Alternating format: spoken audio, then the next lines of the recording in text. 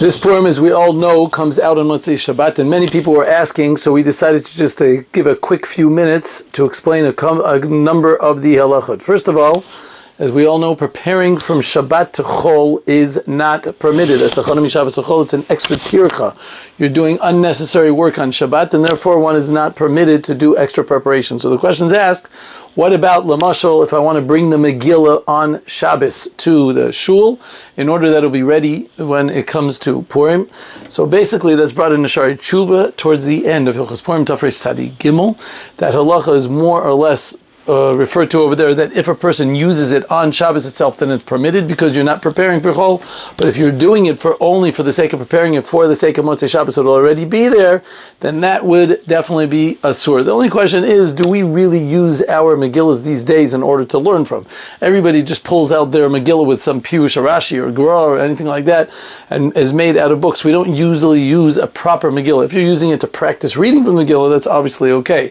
But if not, it would not be permitted. And therefore one has to check into the fact that if he's really using the Megillah for those purposes, usually most shuls give time after Motzei Shabbos in order to bring the Megillah afterwards and not to bring it before, because it could be a question that is not permitted. There are those that dan, maybe it's even considered muktzah because we're worried about carrying the reason why we don't read Megillah on Shabbos, even when it's chal on Purim, is because you might come to carry it, just like we know with the lulav and shofar. So therefore, it's definitely ideal to be able to do it on Motzei Shabbos, even though it is not muktzah lehalacha. One other interesting question about preparation, if we're discussing, is we all know that the kids got to get their hands on those costumes. They got to get a hold of those costumes and want it on top. So the question is, are you permitted to do it? So a good connection to this idea, a good place to connect to this question of wearing costumes on Shabbos would be to the Rav Moshe Feinstein. Rav Moshe Feinstein, Chelik Dalet in Or Chaim, discusses a mother who wants to go ahead and put pajamas on her kid before Motzei Shabbos. And is that considered preparation from Shabbos L'chol? Maybe that's considered a preparation because she's putting the pajamas on them on Shabbos in order that they can go to sleep only on Motzei Shabbos, not on Shabbos itself. So Rav Moshe more or less is makel over there, and he says the reason why they do it is because kids love to run around in those pajamas. It's just fun to go around, and that's part of what they do. And anyways, their clothes are usually dirty, and they don't want to walk around without any clothes, so you want to put something on instead. So for all those reasons, Rav Moshe says it's permitted. But in Achanami, Rav Moshe says if you're putting it only to prepare yourself for Motzei Shabbos, in order to make the time, speed up the time for Motzei Shabbos, so then it would not be permitted. So Zuhadin would be the same thing with costumes. If the kids are just into the costumes, is that because it's preparing for Motzei Shabbos? They wore it yesterday, they wore it today, they're just doing it because they're enjoying wearing the costumes, or they're just having a fun time wearing the costumes. So that would be mamish like the pajamas, and therefore it would be permitted. But if they're only doing it in order to catch the boat, in order to be able to make it in shul on time, or to be able to wear it as some type of preparation for Motzei Shabbos, so then that would not be permitted. That more or less is a rundown of a number of preparations that are done in this situation. One last thing I wanted to mention, which is when we make Birchas Hamazon, as we all know, it's brought in Siman Kuf Pei Ches that there is a question about, do we add on Shabbos when we eat on Suda Shlishis, when we eat Shalosh Hodos on Motzei, on close to Shkia, and then we end up benching on Motzei Shabbos. So the ever popular question is, what do you say? Are you supposed to say Ritzei, or are you not supposed to say Ritzei? Do you go after the benching, or do you go after the eating? Since you started eating on Shabbos, it makes sense to say Ritzei. That's the Shita of Tosfos. The Shita of the Rosh is, no, you go after the time of Birchas Hamazon, and therefore the Rosh holds you do not make a bracha. If you look at the end of Siman Kuf Pei Ches, over there the Shulchan Aruch paskins like Tosfos, and therefore we always go after the beginning of the Suda, and we all know that at a meal of Shalosh Hodos, even though we go into the wee hours of the night, you still say Ritzei. It doesn't make a difference. The Chiddush that he adds over there, the Shulchan Aruch, is that even though Shabbos has an extra addition of Tosefes Shabbos, and as opposed to Purim, Rosh Chodesh, and Chanukah, which don't have Tosefes Shabbos, also there, in a case when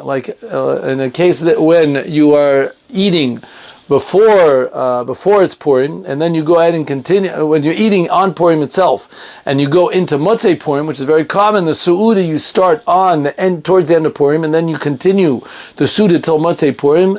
So there, the Shulchan Aruch also paskins that we do go ahead and say Al Hanisim, like most people might know, but you should know there are Cholkim. The Ben Ish Chai, the Kaf HaChaim brings it, and there are others that actually say that you do not make an alanisim, even though by ritzei, by Shabbos, you do make a ritzei when you started on Shabbos and then you finished on Motzei Shabbos. That's because there's Tosefes Shabbos, Masha'en came by Chanukah and Purim and Rosh Chodesh. Over there, you would not say it. We paskin on both of them that you do it, and that's why the minhag is to say al nisim, even when you actually do the benching on Motzei Purim. That, of course, we know is the minhag. Of course, the nidun that's a little bit more, and that's all the poskim, the Ratzion, the Rav Shlomo Zalman, and Rav Genish, others paskin. The nidun that is more prevalent for our situation, with that we're basically going to finish, is when you have what we call a tarti desasri. Over here, in this Shabbos, we have Shabbos, which is ritzei. That's when I started eating. And then when I'm actually benching, it is considered Purim. So let's start with what's spoken about over there in the end of Kuf Pei Ches in the Mishnah Berurah. In Tziv Katan Lamed Gimel, he discusses in this tarti desasri, when you have a contradiction, that it's Shabbos today when I ate, and I'm benching only on Rosh Chodesh. Rosh Chodesh starts that night. Which one do you do? And there's more or less three opinions. The Magen Avraham holds, everyone agrees that if you only ate during the day and not at nighttime, no question that you only say Shabbos and not Rosh Chodesh. If you only ate at nighttime and not during the day, you only say Rosh Chodesh. What happens when you ate by both? The Magen Avraham says that since you ate by both, in Rosh Chodesh you definitely are chayav because you ate and benched during Rosh Chodesh. You did both on Rosh Chodesh because you ate after Shabbos also. So he holds that you should only say Ya'aleh v'Yavo and don't say Ritzei. Because anyways, Ritzei is not so simple that you go ahead and make a bracha on it. We said, according to the Rosh, you don't make a bracha on Shabbos because you're benching only Motzei Shabbos. So therefore you don't. So therefore the Magen Avraham holds that you go ahead afterwards and say Ya'aleh v'Yavoy. That's the shita for the most Bnei Eshkenaz. They would say Ya'aleh v'Yavoy. Sfardim, which go with the Ben Ish Chai, the Yechavedas, go with the Shita the Bach. The Bach holds that no, since you started with a chiyuv of Shabbos, and Shabbos started with Ritzei, you started eating and you have a chiyuv of Ritzei, so go ahead and say Ritzei, and don't worry about the Ala Nisim on, don't worry about the Ya'aleh v'Yavoy on Motzei Shabbos. Don't worry about the Ya'aleh v'Yavoy on Motzei Shabbos, because you start like that, and that's the truth. The Sfaradim basically would say Ritzei in that classic scenario, happens at least once or twice a year, that you would make a, they would say, and Ashkenazim will say a Ya'aleh v'Yavoy. Chasidim go with the Graz, which is the Balatanya, and that's the Shita of the Taz over here also, who basically says, you can do both, don't worry about it. It's a Tarti Desasri. You're also saying Shabbos, also Rosh Chodesh, it can't be both, it's or Shabbos or Rosh Chodesh, make up your mind.